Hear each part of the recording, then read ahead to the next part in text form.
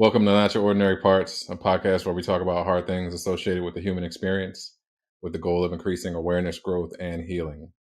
You may hear information from professionally licensed therapists, life coaches, healers, doctors, etc. This information is not medical advice or therapy and is not meant to replace actual therapy or instructions given by a doctor or personal therapist. I'm your host, Jalon Johnson. My guest today is Sam Led. Sam is a no-nonsense transformational coach who supports people with ADHD. After his own ADHD diagnosis, Sam realized that he didn't have to be afraid anymore, discovered a deeper intelligence underneath the noise of his thinking, and he was able to find a sense of ease and peace while learning to thrive with anxiety, OCD, and ADHD. Sam now helps others to see that they are far more powerful than their ADHD, fears, and anxieties. So, Sam, welcome to the show. Thank you so much for being my guest. Jalon, it's a pleasure. I'm just happy to be on this podcast. I love the title, and I just love what you bring. What you bring is so authentic and sincere. So thank you. I appreciate that so much, man. Also, I gave a brief introduction of who you are, but so that the audience can get to know you better, would you mind telling us a little bit about yourself? What version? The version my mother would tell you about me? No, I'm kidding. But I've been a coach. I'm a coach and author.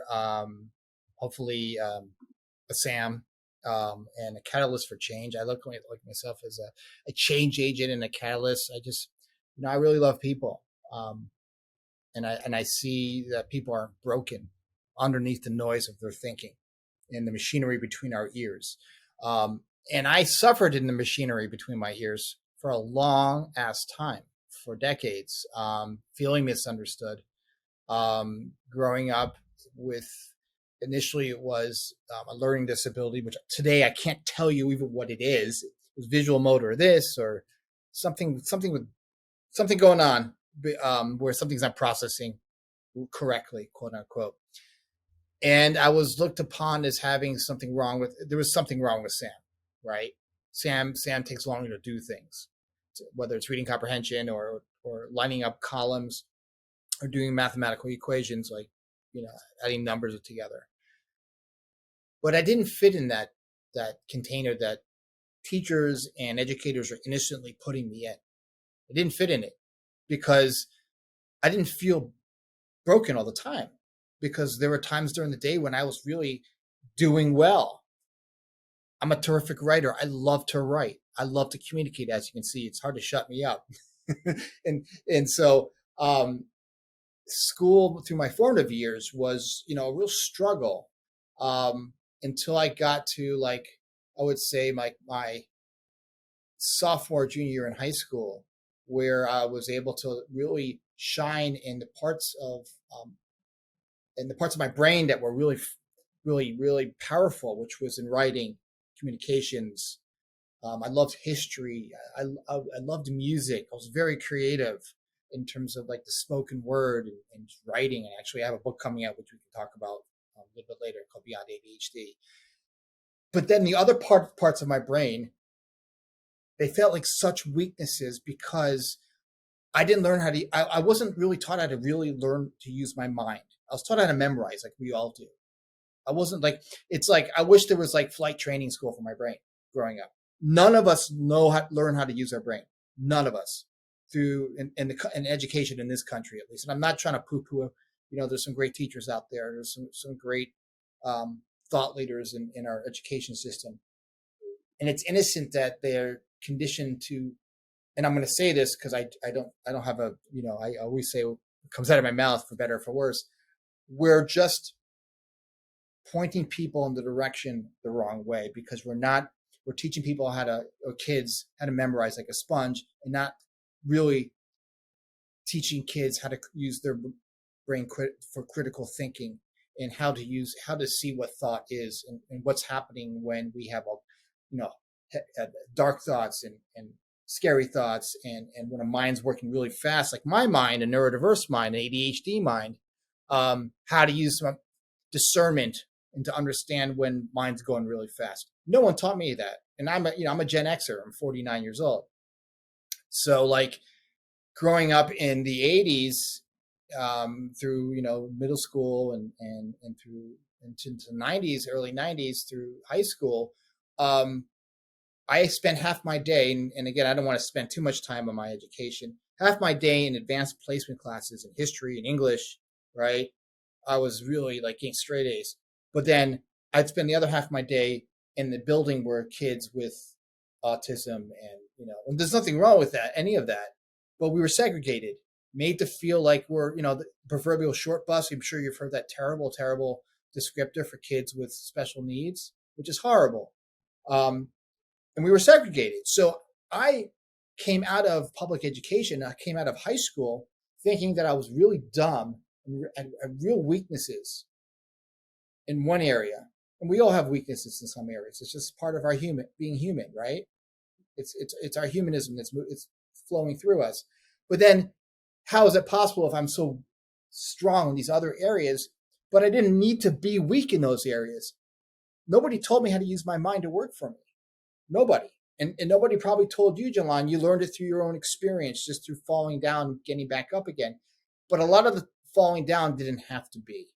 And it didn't come till like my 40s that I really see that through this understanding I share with my clients about how mind really works, and that we're innocently misusing the equipment because we're seeing things from the outside in when it's actually the inside out. That we're not living in a world of our outside circumstances, math classes and job interviews and this. We're living in a world of our thinking. Hear that what I said there? I just want to repeat myself. We're living in the world of thought. And once I kind of saw that for myself, through a lot of error, a lot of trial, I was less hard on myself when I fell down. Like literally, I literally fell down a week and a half ago. I broke my wrist, but I got back up again. And I was getting out, long story, but I was getting back to Santa Barbara, and I tripped and fell at the airport over my luggage. But that's kind of a metaphor for how my life's been, like a lot of us. But the suffering piece in it, and again, you can't go back and fix it. I'm here with you right now, Jalan, and having a great conversation. Is suffering's optional in many respects. Is that I don't have to take on that experience of that inner narrator that's being co-created, moving through us as suffering. It's just thought. It's thinking. That's it. Anyways, back to you, Jalan. Oh man, that was great. So many things that you said were so true and so relevant. So I appreciate you going in depth on those things and sharing your story and your experience. You talked a lot about school as well, which I want to touch on later. But my first question is just to kind of get an idea of what it is like to have ADHD. You mentioned quieting the noise a lot, but what I want to ask is what is it like for you living with ADHD? I always say, and we always joke about this. It's kind of, we say it. It's like, do you remember those rainbow stickers growing up? Like I might be older than you. It was like this colorful rainbow sticker when we were little kids. You'd look through the rainbow, and you would see, it's like living, like those kaleidoscope Yes, goggle right. things. Okay, Mm-hmm. it's essentially what ADHD is like, but without the ability to take it off. Sometimes it's kind of like, imagine playing 30 of your favorite songs all at once on your Spotify playlist. Now I go back to mixtapes. I've had, like 6 mixtapes on at the same time, or like 30 YouTube windows open at once. And, I'm listening to one band and another band, and then I have my favorite, then I have Jalan speaking in the background. It's kind of like, imagine being in an IMAX theater, right? And your favorite movie's on, and then your second favorite movie's on, and then your third favorite movie's on, and then the guy at the restaurant where you're at is trying to is asking you for what you want to eat, for what you want off the menu. And because we have a brain that's going really fast, and the way we pick up stimuli, it's coming at us all at once, right? But our prefrontal cortex, right, which is brilliant in its own right, doesn't, and it's called the executive functioning part of the brain, doesn't have a filter that's organizing all this data, right? Like I would say a neurotypical person, again, neurotypes are as diverse as the billions of stars in the sky. Think of like all the billions of stars in the sky. That's how bit different all our brains are, right? So it's not that our brain is broken. It's not that we have attention deficit. We're just attention different, which means that I receive stimuli all at once, or an ADHD will receive stimuli. Like think of a spectrum of the rainbow. We see all those colors in the rainbow. But the prefrontal cortex, the filter that's normally kind of organizing all this data, all the stimuli, is not there. So the brilliant part of that is we notice things, cues, pattern recognition 100,000 times better than a neurotypical. Okay. However, we don't know what to do with all this information all at once if we don't know how to use our mind to work for us. It's kind of like, have you ever sat in a, have you ever taken a tour of a jet, of an airplane? I don't know, maybe I love airplanes, love them. And I've sat in the cockpit of like a 737 or like or a A320. There's like thousands of switches and screens and dials and levers. That's kind of like the ADHD brain. Like we don't know which lever to put first. You know, do I do the pre-check for this, or do I turn the engines on? Where's the button for the engines? It's a brilliant machine. An airplane's a brilliant piece of technology, like our brain is. But once we learn how to use mind to work for us, like we know how to fly the airplane, but we need to go to flight training school. So kind of think of it as we have 30 YouTube. It's a long answer to our short question. We have 30 YouTube windows open all at once, and we don't know which one to watch first or which one to focus on. If we're not using this gift called discernment to focus on one window at a time or one YouTube window at a time. I know that's a long and short answer, and I probably just overshared a lot. But no, you're not oversharing at all. I don't think I've ever heard it referred to as that, but it kind of makes sense. You can see the challenge in that. How old were you when you first realized that you had like a different brain? Well, I thought that's a great question. And I love that you asked that because when I was a little kid, I thought that everyone had this like this empathy because ADHDers have this. We're very empathic folks. Like you won't meet many psychopaths with ADHD out there. You know, psychopaths that's a clinical term, psychopathology. I thought everyone could feel like I felt. Like emotions for an ADHD is like lint on a lint brush. Like I can pick up on you right now. You know, I can feel like your curiosity. I can feel like your kindness right now. I can feel your curiosity is coming through to me. But like ADHDers are extremely intuitive and empathic because we do pick up on cues that most people don't because we don't have a filter. So when I was a little kid, I thought we were all like this. Like, no, you're the only one that's crazy. Everyone else is fine, you know. But it didn't. But it wasn't until like I would say like high school to college when I realized that I was different, for better or for worse. Sometimes for worse. Depends on the day, you know. Because thinking is fickle, man. Like, well, we're always on to new thinking. You can't trust our thinking, and ADHD is a thought thinking kind of party in our heads. And we all have thought and thinking, whether you're neurotypical or neurodiverse. But for us, it's like Metallica in the head. It's like a rock concert because it's really loud. So I would say kind of like, you know, going into my college years, late high school, I realized like I got a different kind of mind. But I didn't really understand how to really use it until in my 40s, really, which is unfortunate, but you know, better late than never, I guess you could say. And as a coach, you know, and as a change agent, and I call myself a catalyst, a change agent, a shepherd, because my job is shepherding clients back to what they already know. to our inner wisdom.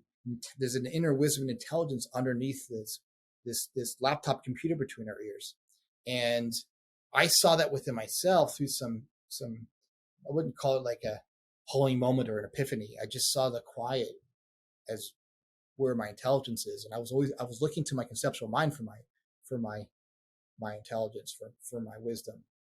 You know, that aha moment, that you just that knowing, Jalan, to bring me on your show, or to where, you know, to root for the Eagles, or to be an Eagles fan just because you're from Pennsylvania. They're just a fun.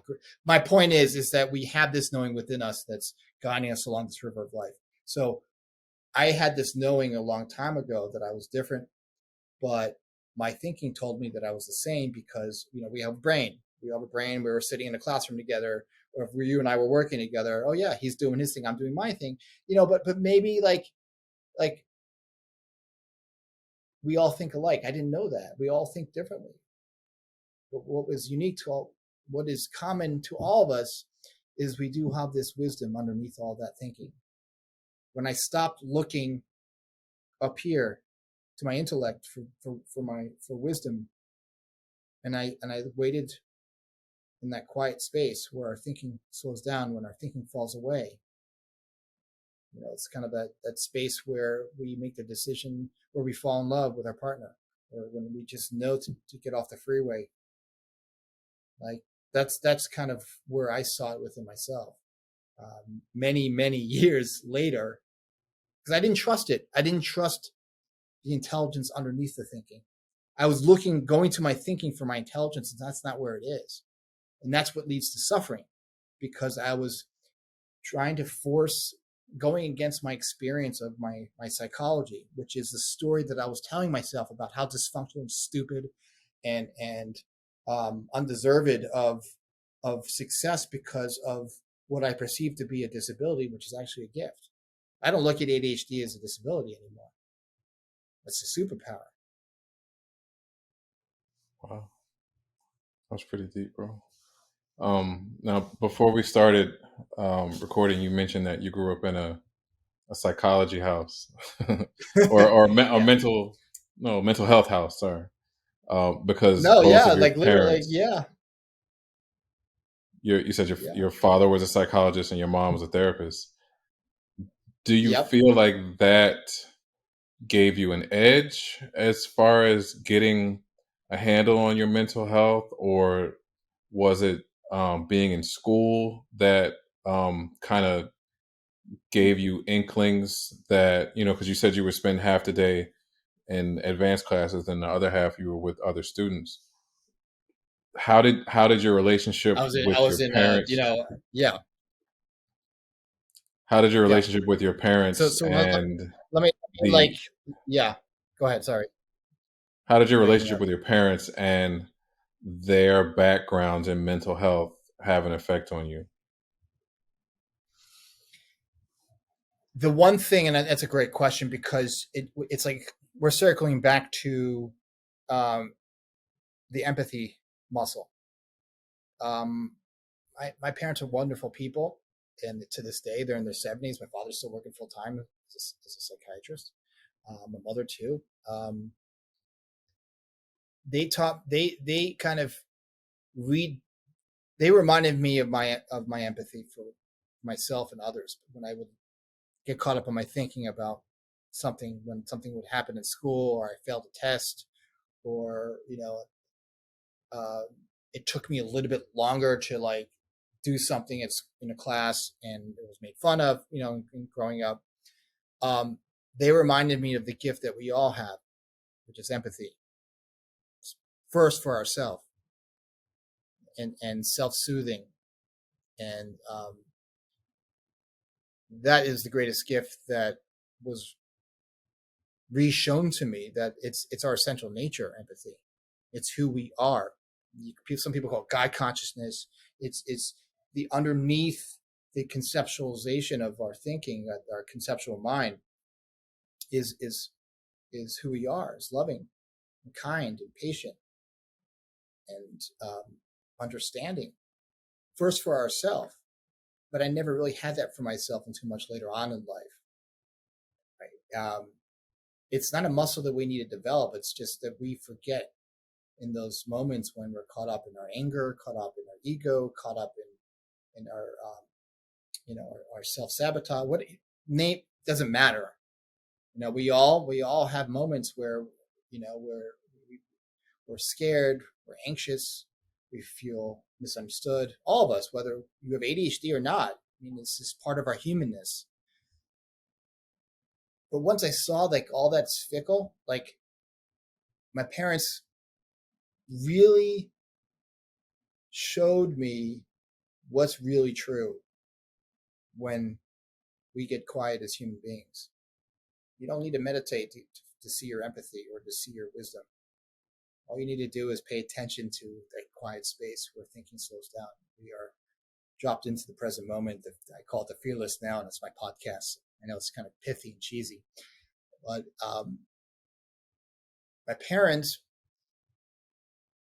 saw my quiet. They saw my quiet, and of course, my parents, like that's unconditional love. But they taught me unconditional love for myself too. They didn't have to teach it to me. They just pointed me back in that direction. Hope that answered your question. Oh, it did for sure. I mean, to grow up in a household where you were taught unconditional love for yourself first, I think that was so nurturing and probably had a huge impact on your ability to look at your mistakes and maybe your flaws and have compassion for yourself and be able to not be so hard on yourself. 100%. I'm still hard on myself sometimes. I mean, it did see. Once you understand how mind works, you kind of see that you stop becoming afraid of your experience. There was this great Sid Banks, who was this brilliant teacher and had this kind of mystical experience, who kind of saw that we're not the sum total of we're not our sum total of our outside circumstances. We're the sum total of our thinking, right? We're not living in the world of our outside, what you can touch and feel. The world of the 3D, the world of form. We're living in the world of our thinking.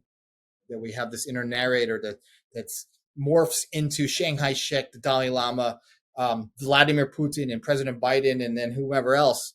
We have this chatty Cathy between our ears that's constantly narrating our experience. But once I saw, like, I'm not the sum total of that I'm not my thinking. So when I proverbially trip and fall over myself and say, make a mistake, or, I first thing I do is I have self-compassion for myself. And the only way I can have self-compassion for others is having self-compassion for myself. That took a long time because we have this thing called ego. We have this thing called the brain that will do anything in its power to keep us safe. Anything. Whether it's, because the brain doesn't want us to succeed. It wants us to keep us in a container. It wants us to keep our world really small. And for an ADHD mind, that's like kryptonite. Because I want to do everything, man. I want to go surfing in Hawaii, and then I want to go paddleboarding in Santa Barbara, and then I want to go to Florida and, and go scuba diving. And then people don't see the boundless gifts of the ADHD mind because of the fact that they don't see their own divinity within themselves. They don't see that we're all just one thought away from a whole new experience when we're caught up in our anxiety. Like, that's going to pass. That's going to move through us. We're all one thought away from a whole new understanding of the moment, in the moment. Think about that. And for me, once I saw that, like, I stopped walking on my own eggshells. Because, the term walking on eggshells, like, when I can just be me, when I can see others as themselves, and I can be present with me first and then be present with others, ADHD dissolves. It doesn't exist. We're not ADHD all the time, too.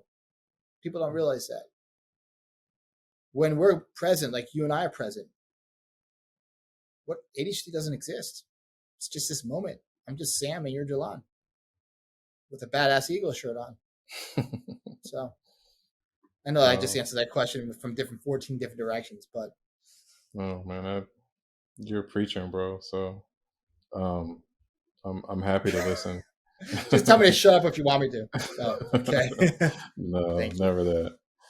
Um, Another question I wanted to ask is, how has ADHD impacted your social and love life?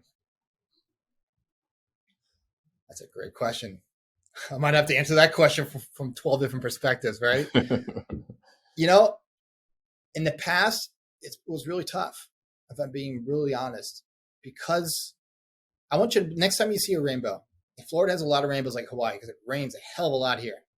It rains on what was it in Florida? It's like rains on one side of the windshield and it's sunny on the other. Right. Just drive on the freeway, you'll see that all the time. That's why Florida is so awesome because it's such a technicolor state. So many colors of people here, and everything in between, for better or for worse, right? Um, I'm going to give you an example of an ADHD moment. I just forgot your question. So can you answer No me? worries. Can you Yeah, ask me the sure. question again? Yeah. How has ADHD impacted your social and love life? Okay. that's that's a great question. For the undoctrinated, who meet me for the first time, people people will see me as like the friendliest, over the top technicolor. I always love the word technicolor because it's so true. Like, watch Willy Wonka and the Chocolate Factory. That's what's going in my brain. Okay, it's just it's it can be overwhelming sometimes for people. Like, I don't have a disclaimer on my chest that says, like the Surgeon General's warning, Sam has ADHD, like please be understanding of misperceived cues and sometimes he overreacts. So, no, none of that. I'm just Yeah. like anybody else. I have my weaknesses and my pros and my cons. Um, it's no like, if you met me, Jalan, you wouldn't notice any difference between me and the next bloke, really. But because my brain is really sensitive to answer your question about relationships, romantic or personal relationships, emotions are lint on a lint brush for me because I'm really empathic and intuitive, and that's a brilliant um, um, um, strength. But it also, if you don't understand how the empathy tool works or the empathy technology works, I call it empathy because it's such a superpower. You can get hurt a lot. You can suffer a lot. And I have suffered a lot in the past in relationships, taking things really personal, taking things really to heart. Um, my feelings hurt all the time because emotions for us are like, again, it's like lint on a lint brush. We pick up everything. If you ever like worn a black shirt, you haven't worn it in a while, and there's like lint and excuse my French, crap all over it. Think of that. Think of the lint as emotions. Um, but once I started kind of seeing what emotions were really telling me, that I'm just like caught up in the machinery, that it's not there to hurt me. It's like there to tell me to slow down, to back off my thinking, to not take it seriously so much, to understand it that it's not about me, even though it hurts. It's telling me it's my mind protecting itself from itself. Whatever kind of emotion, whether it's grief, grief is I call it a call to prayer. It's a call to presence. There's nothing wrong with grief. There's nothing wrong with anxiety. There's nothing wrong with depression. There's nothing wrong with any of that. But in the past, I would take it all on as truth, right? And there's this term and I don't even like using it because it doesn't really mean anything. But a lot of ADHDers call it rejection sensitive dysphoria. But you don't even have to use that. But once I learned how to use my mind to work for me, the less I would get caught up and suffer in it. So to long story short, um, relationships can be very intense sometimes. But once your partner really understands you, or your friend, or your business partner, whomever it is, and they really understand, like, to like see us like for who we are and not like our sensitivity, or if we overreact sometimes or we misunderstand something, the more beautiful the relationship is. Like you, but I always say, Jalan, you find your tribe. So you being you is accepting the other person. And I know this is a cliche and some people are going to roll their eyes for all their, for all the quirks and features. And I mean, when I accepted that within myself, man, I didn't care what other people thought of me. And even when I stumbled on my emotions, when I would take it personal, or I was too loud, or I shared too much, or anything in a relationship, the right people stick around, man. The right people stick around because we have a lot to learn from each other. And the ones that don't, well, that's their problem, honestly. Um, Especially, and it's painful, really painful sometimes. Well, it's painful and for a neurotypical too. You know, no one gets out of this relationship experience unscathed. you know, but when you find someone that accepts you for you, man, that's a keeper. indeed. Thank you for sharing that. That was Yeah. so personal, man. I really appreciate that. Thanks for asking. Okay, so I wanted to dive a little bit deeper into your experience, and I wanted to know how ADHD has affected you with maybe looking for jobs or job interviews or being productive on a job. Like, do you feel that you were either at an advantage or a disadvantage in the workplace? When I listen to and that's a great question because that's a lot of ADHDers. They will interview for a job that they know they don't want to say. No, they let me repeat myself, reframe that. ADHDers have an interest-based brain. Okay, if an ADHDer, and again, I don't like even using the term ADHD. Okay, when a person has this diagnosis, and again, I'm generalizing, but the one thing that is a fact is that we do have an interest-based brain more so than someone who doesn't have this kind of brain chemistry. And because of that, we need to really do stuff that we like to do. Like if you like gaming, but then you interview for a job in finance, it's not going to happen. Like you need to, and especially for an ADHD, it can be really frustrating when we are the practical application of our gifts and talents aren't used in the way that it should be used because we're not pursuing something that we have interest in. And some ADHDers will say, well, I've been struggling because I really don't know. But that's not true. Everyone has a talent and everyone has a gift, or everyone has skills and abilities that they're naturally, they natural talents, things that they're good at. And so when we are listening to our own intuition and we're following our gifts and talents and making a living, when we're actually using our gifts and talents to make a living and we have interest in it, sky's the limit. Sky is the limit. We can do anything. But a lot of the time, ADHDers will, take a side, do any job, and then they realize like, I can't do it anymore because they have no interest in it, and we need dopamine. We need dopamine fast. But if we're interested in something, we can do anything. And when you look at some of the most successful people in the world, Elon Musk, ADHD, Albert Einstein, dyslexic, ADHD. I can go on and on and on. Wow. And they all did things that they loved. You don't see Elon Musk complaining about being an engineer. No, he loves it. It's not work to him. It's love. Steve Jobs, ADHD, total ADHDer. So my advice to those listening that have ADHD or they diagnosed with ADHD, if you have to like find a side job doing simple stuff like working at Starbucks, whatever, it doesn't matter, just to pay the bills, but spend most of your time doing stuff that you're really interested in.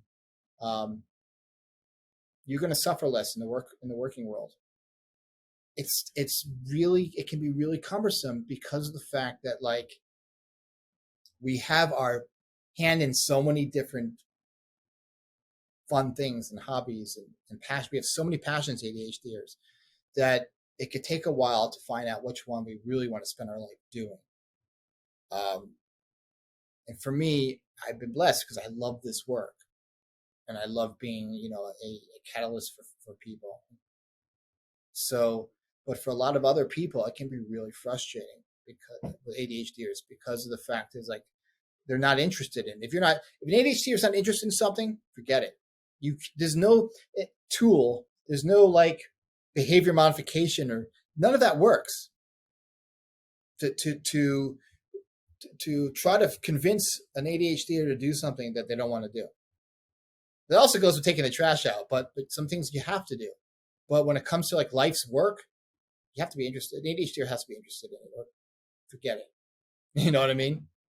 And that's why there's, because we are so misunderstood, and this is not just to parlay the question, because of our interest-based brain, and because we feel so broken a lot of the time, a good percentage of the prison population has ADHD, because of the fact that like we were always pointed away from our interests, pointed away from what we love to do, and thought we couldn't do what we love to do because there's no money in it. Our parents told us it wasn't the right thing to do. My friends did, whomever, but that's not necessarily true.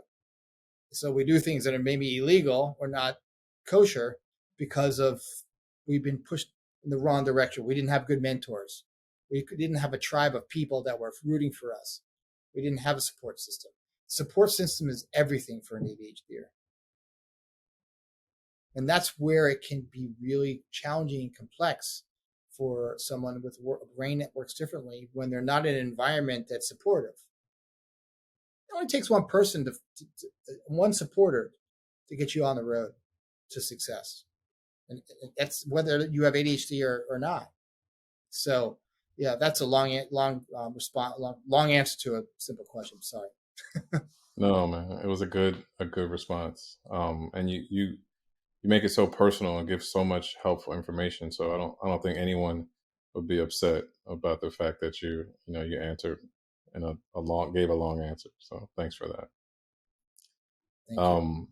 Another thing I wanted to touch on is when it comes to getting organized or completing a task, is it difficult? And do you feel like you struggle with those things?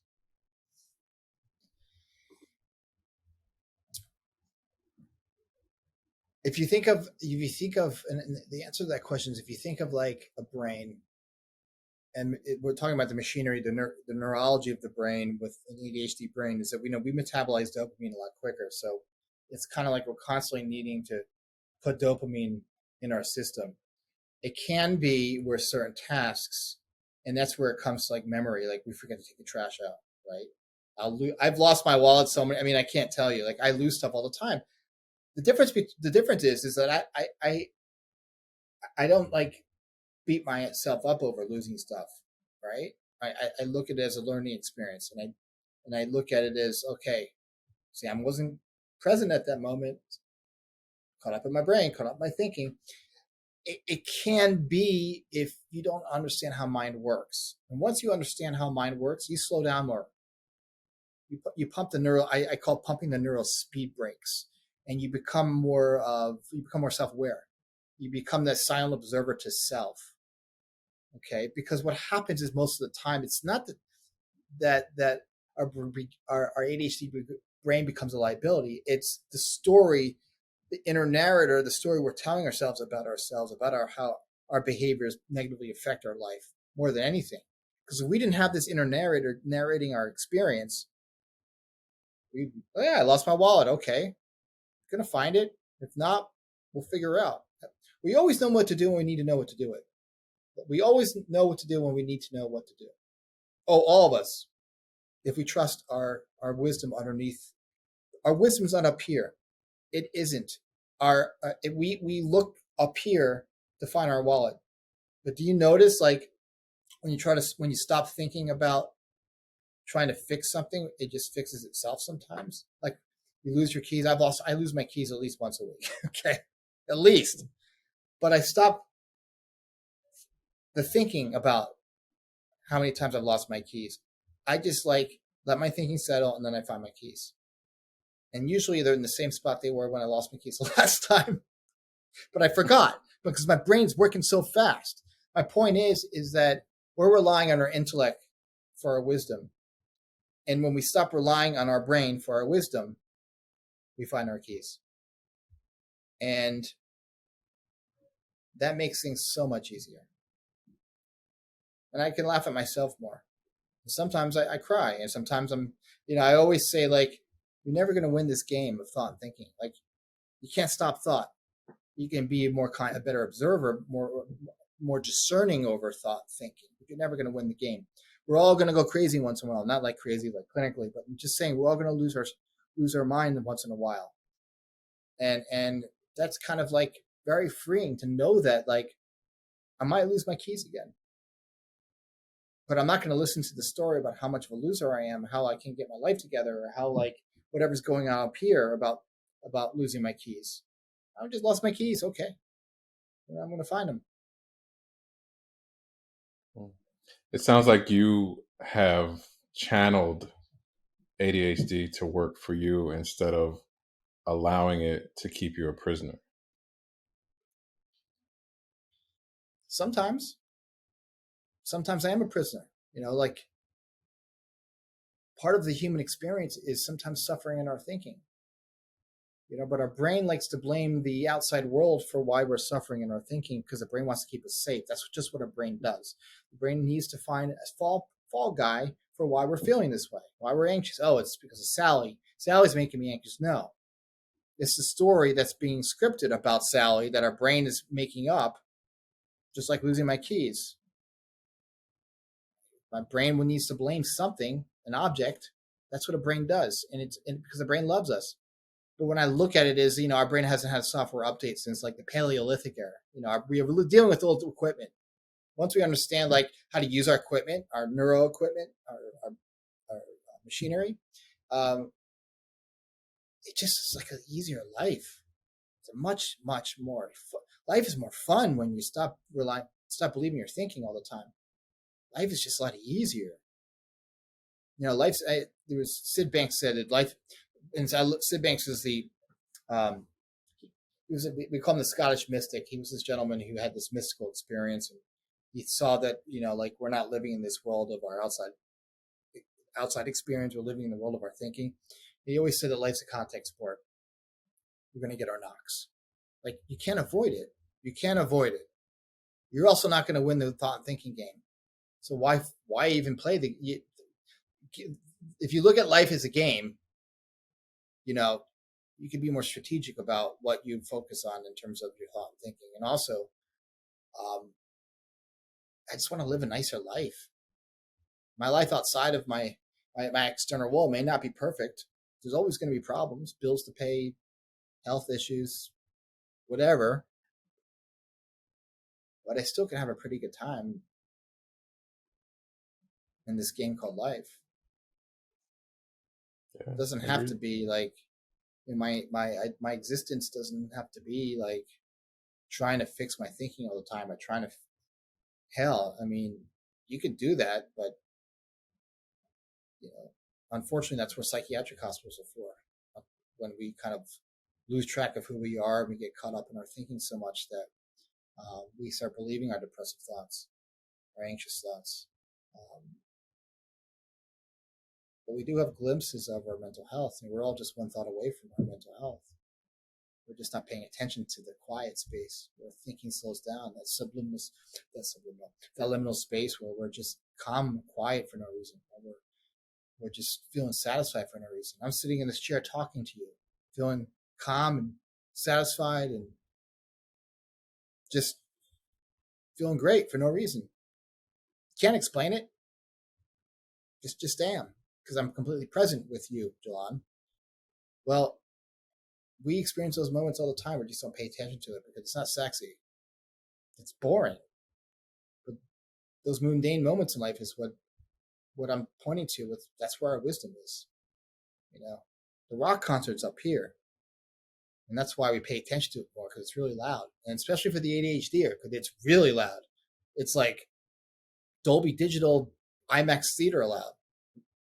But when you stop paying attention to the noise, you pay attention more to the quiet, you start to see what's real and what's the illusion.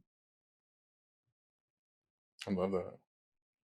So building off of some of the work that you've done and the knowledge that you have, what can a potential client of yours expect when they work with you?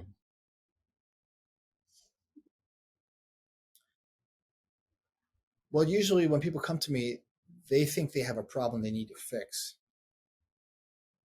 because they're focused on the story that they're telling themselves about the problem. There are no problems. Think about what I just said there. Like, cancer is neutral.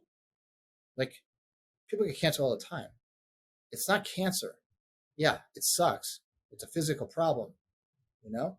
But it's the story that our brain is innocently telling us about cancer to try to keep us safe because it thinks it's keeping us safe, right? Losing a job sucks. Yeah, it's hard. You know, we need to eat. But it's not losing the job that's the problem. It's the mind creating a story around how horrible the situation is and how scary it is and how anxious it is. That's creating the problem. We always know what to do when our thinking falls away. We always know what to do when we get quiet. And we get quiet all the time. We're actually living in a walking meditation all the time. I've always heard the metaphor for that space where thinking falls away and we kind of just know what to do, right? We just know. I just knew to be on this podcast. I didn't have to even think about it. I'm like, yeah, of course. Like, I just knew to get off on exit 192 on the freeway the other day. I didn't have to think about it. I'm like, oh, I'm gonna put the blinker on. I hit the button up, hit the lever up. I don't have to talk to my pancreas and tell the pancreas, oh, pancreas, do a better job tomorrow. It's working automatically. We do a lot of stuff without even thinking about it. But we think that we need to think about like getting a new job. No, we need to get on a computer. We use our intellect and our machinery to get to the website, right? But then we look at these jobs and oh yeah, that job looks good. That job doesn't look good. That job looks good. That job doesn't look good. We don't like have some. There's just knowing, right? Now, if you want to really look at what I'm pointing to, and I don't mean to segue and get off topic. Look at babies. Watch a baby. Like, they're so present all the time. When they're having a temper tantrum, they're not thinking about how many people they're disturbing or like, oh my God, I think of the baby like, oh my God. The baby is not like, oh my God, I can't believe I'm feeling this way again. I can't believe I'm caught up in this temper tantrum. What are my parents going to think? They're not caught up in the spin cycle of our thinking. They're present. They haven't been contaminated by thought. ADHD is the same way. Like, I might have a bad experience one moment. I might like overreact or I might get my feelings hurt too much, or I might misunderstand or misperceive a cue sometimes. But I'd stop paying attention to the story, the self-defeating story that my brain was creating about it. I listened to my wisdom to know what to do next. And that's not woo, that's truth. That's like a truth. Like, we don't have to pay attention to our thinking when it's going sideways. We really don't. Our thinking goes up and down all day long. Our state of mind goes up and down all day long. The ADHDer, our thinking is like, it's like EKG. It's like, I always say it's kind of like when there's an earthquake in California, the Richter scale goes. We are so sensitive because our mind's going so fast that we can pick up on stuff a lot more than a neurotypical does. But we still don't have to pay attention to the noise. Sometimes we do. There's nothing wrong with that too. You can't get it wrong, Jalal. You can't get any of it wrong. But suffering is optional in many respects. And I always say, like, it's like when we're kids, when we touch the hot stove for the first time, we burn ourselves. Well, emotions are supposed to hurt because it's telling us we're not present to what is. It's telling us to slow down. It's telling us to kind of take a step back. It's telling us that like we're not present to what is. Emotions need to move through us. And for the ADHD, our emotions can feel really, really intense. But again, it's also a call to presence, a call to prayer. So like, it's hard to answer that question sometimes because it's always changing. And that's the beauty, the gift of our machinery, because our diagnostic system is engineered perfectly. We just don't understand how to use it. We weren't born into this world and through our own conditioning and belief systems to understand how to use mind to work for us. We were conditioned to believe it's an outside-in experience, but it's not. It's an inside-out experience. And once we see like that state of mind is independent of our outside circumstances, even though it feels real, and we all get caught up sometimes and take the bait, man, like watching a tree move in the wind is great. You don't have to take mushrooms to see that, to see the beauty of our experience, of our world. That's deep, man. Super deep. Hope not too deep. No, not too deep. If somebody wants to find you online or on social media to connect with you to possibly, see if you could be their coach or join your program, how would that work? Sure. They can go to my website. It's samledconsulting.com. Or go to my Instagram, send me a DM. It's samled1111. And there are plenty of ways to reach out to me in both places. And I do one-on-one coaching. I do webinars, programs, workshops on ADHD and this understanding I share how mind works. And the one thing that many clients and many people really kind of, one thing they do glean from working with me is like they start to see what's really true about how life works. Like what I'm sharing is how life works, how mind really works. Okay. There's no tools to be taught, no techniques to be learned. It's how we work. It's how we really work. We just were never taught how we really work. So once people grasp this understanding of how we really work, not what we were conditioned to believe we really work, it opens up a lot of space for possibility in people's lives. That's great, man. Now also you have 2 books, right? One book. One book? Yeah. Okay. Oh, right. One book. And it is maybe Beyond ADHD. Maybe you're telling me, yeah, another one needs to, yes. It's coming up where can the sometime book this be summer found? or fall. It's not out just yet. We're almost there. It's already been written. We're still we're going to publish it probably in late summer now. Books take on a life of their own. And someone said to me, because I've been really frustrated in my thinking about it taking a couple of years for it to be. It's been already 3 years in the making, so it's taken a while. It's like someone said to me, Sam, maybe you're just a bad predictor on when the book's supposed to come out. It's going to come out when it's ready. And I'm like, yeah, but I wanted it now. And, being impatient in my, an ADHD, it's like, yeah, I don't have control over it. So it's, we're looking at probably late summer, early fall now at this point. It'll be out. It'll be on Amazon and all the bookshelves. I'm really excited about it. I think it's going to help a lot of people. So. Yeah, I think it will too, man. Just listening to you and the way that you've really got a handle, or, I mean, I believe you got a handle on it. You say that you're just going with it, but the way you talk and the depth that you have, it really shows that you have, I want to say tackled, but I don't know if you agree with me, but I think you really do have a handle on it. And I think that you're helping people and showing them the wisdom and, just stepping back and trying to filter out the noise. I hope so. I have a lot to learn still. There's so much more to see. Mm-hmm. Like, I mean, ladies and gentlemen, I just invite all of you to kind of, when you guys get quiet during the day, we have this you could be sitting in your cubicle at work. You could be sitting in your car listening to your favorite station or your favorite piece of music. You could be in the back of your synagogue or your temple or your mosque, just in the back, and just all of a sudden things just get calm. You don't need to meditate to point to kind of point to or to experience what I'm sharing. You don't need to do drugs to see this. It's all on offer if you just look for a feel good feeling. When I say feel good feeling, it's not a dopamine like rush. It's you just feel satisfied for no reason.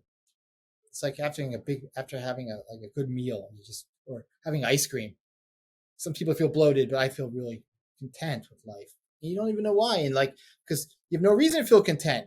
Like you still have, you can still have like health problems and bills, and all kinds of problems. But you feel content for no reason. You don't know why. That's what I'm pointing to. There's that space, and that's where the wisdom is.